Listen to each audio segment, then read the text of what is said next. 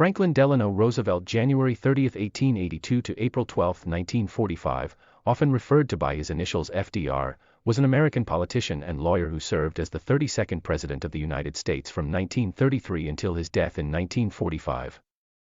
As the leader of the Democratic Party, he won a record 4 presidential elections and became a central figure in world events during the first half of the 20th century.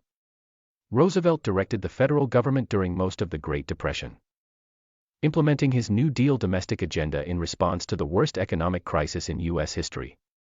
He built the New Deal coalition, which defined modern liberalism in the United States throughout the middle third of the 20th century.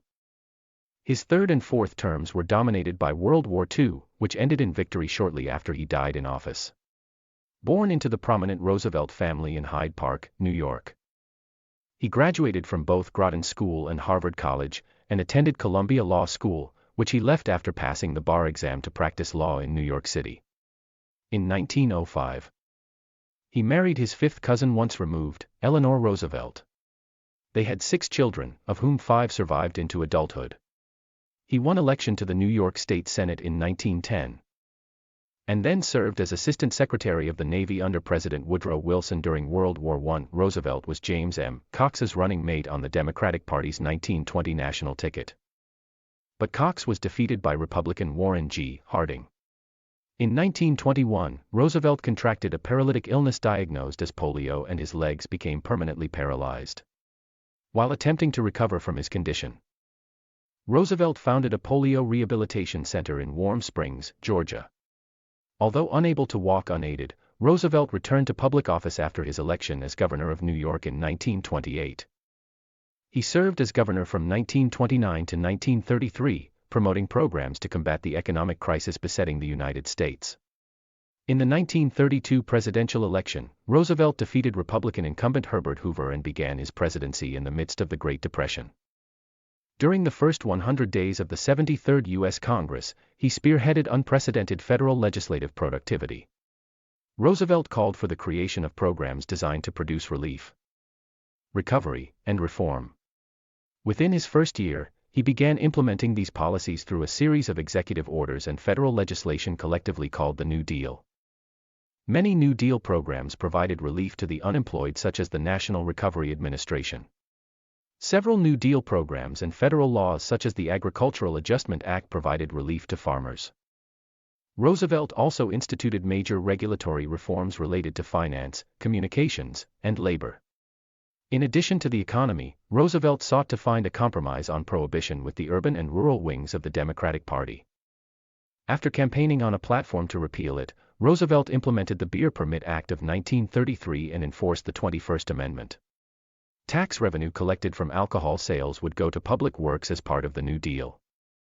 Roosevelt frequently used radio to speak directly to the American people, giving 30 fireside chat radio addresses during his presidency, and became the first American president to be televised. The economy improved rapidly during Roosevelt's first term, and he won re-election in 1936, in one of the most lopsided victories in American history, despite the popularity of the New Deal among supporters of Roosevelt. From 1936 onwards, New Deal legislation was frequently struck down by the U.S. Supreme Court, which maintained a conservative bent. The dispute between Roosevelt and the court resulted in Roosevelt lobbying for the Judicial Procedures Reform Bill of 1937, or Court Packing Plan, which would have expanded the size of the Supreme Court. The bill was blocked by the newly formed bipartisan conservative coalition, which also sought to prevent further New Deal legislation. During the recession of 1937 to 1938, Roosevelt launched a rhetorical campaign against big business and monopoly power in the United States. Other major 1930s legislation and agencies implemented under Roosevelt include the Securities and Exchange Commission, the National Labor Relations Act, the Federal Deposit Insurance Corporation, Social Security, and the Fair Labor Standards Act.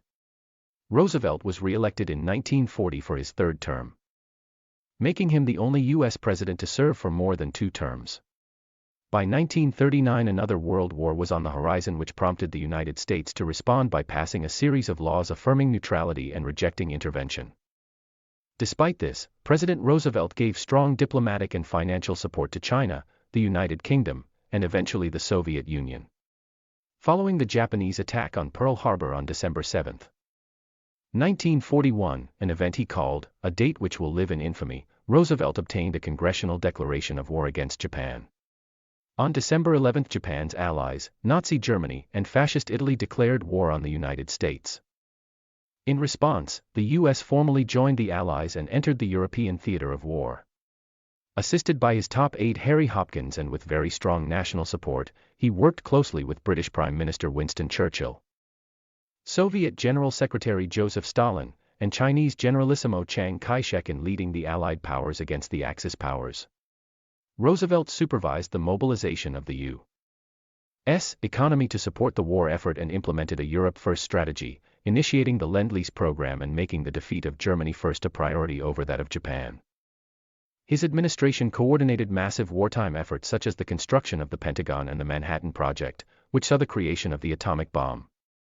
His foreign policy mirrored Wilsonian ideals which prompted Roosevelt to make his highest post-war priority being the establishment of the United Nations. Roosevelt expected the United Nations to replace the now-defunct League of Nations and to be led by Washington, Moscow, London, and Nanjing. These states collectively called the Big Four would work to resolve all major world problems. It was under his wartime leadership that the United States became a superpower on the world stage. Roosevelt won re-election in the 1944 presidential election on his post-war recovery platform. His physical health began declining during the later war years, and less than 3 months into his fourth term, Roosevelt died on April 12, 1945. Vice President Harry S. Truman assumed office as president and oversaw the acceptance of surrender by the Axis powers. Since his death, several of Roosevelt's actions have come under substantial criticism, such as the relocation and internment of Japanese Americans in concentration camps. Nevertheless, he is consistently ranked by scholars, political scientists, and historians as one of the greatest presidents in American history. Roosevelt, a chain smoker throughout his entire adult life, had been in declining physical health since at least 1940. In March 1944, shortly after his 62nd birthday, he underwent testing at Bethesda Hospital and was found to have high blood pressure, atherosclerosis, coronary artery disease causing angina pectoris, and congestive heart failure. Hospital physicians and 2 outside specialists ordered Roosevelt to rest. His personal physician, Admiral Ross McIntyre, created a daily schedule that banned business guests for lunch and incorporated 2 hours of rest each day. During the 1944 re-election campaign, McIntyre denied several times that Roosevelt's health was poor. On October 12, for example, he announced that the president's health is perfectly okay. There are absolutely no organic difficulties at all.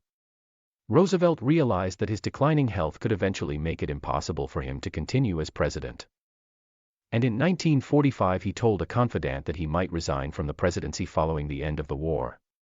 When Roosevelt returned to the United States from the Yalta Conference, many were shocked to see how old, thin and frail he looked. He spoke while seated in the well of the House, an unprecedented concession to his physical incapacity. In the afternoon of April 12, 1945, in Warm Springs, Georgia, while sitting for a portrait, Roosevelt said, "I have a terrific headache." He then slumped forward in his chair, unconscious, and was carried into his bedroom. The president's attending cardiologist, Howard Bruin, diagnosed the medical emergency as a massive intracerebral hemorrhage. At 3:35 p.m. that day, Roosevelt died at the age of 63. The following morning, Roosevelt's body was placed in a flag-draped coffin and loaded onto the presidential train for the trip back to Washington. Along the route, thousands flocked to the tracks to pay their respects. After a White House funeral on April 14, Roosevelt was transported by train from Washington, D.C., to his place of birth at Hyde Park. On April 15 he was buried, per his wish, in the rose garden of his Springwood estate. Roosevelt's declining physical health had been kept secret from the public. His death was met with shock and grief across the world. Germany surrendered during the 30-day mourning period, but Harry Truman, who had succeeded Roosevelt as president, ordered flags to remain at half-staff. He also dedicated Victory in Europe Day and its celebrations to Roosevelt's memory. World War II finally ended with the signed surrender of Japan in September. Roosevelt's home in Hyde Park is now a National Historic Site and home to his presidential library. Washington, D.C., hosts 2 memorials to the former president. The largest, the 7+1/2 acre 3-hectare Roosevelt Memorial, is located next to the Jefferson Memorial on the tidal basin. A more modest memorial, a block of marble in front of the National Archives building suggested by Roosevelt himself, was erected in 1965. Roosevelt's leadership in the March of Dimes is one reason he is commemorated on the American dime.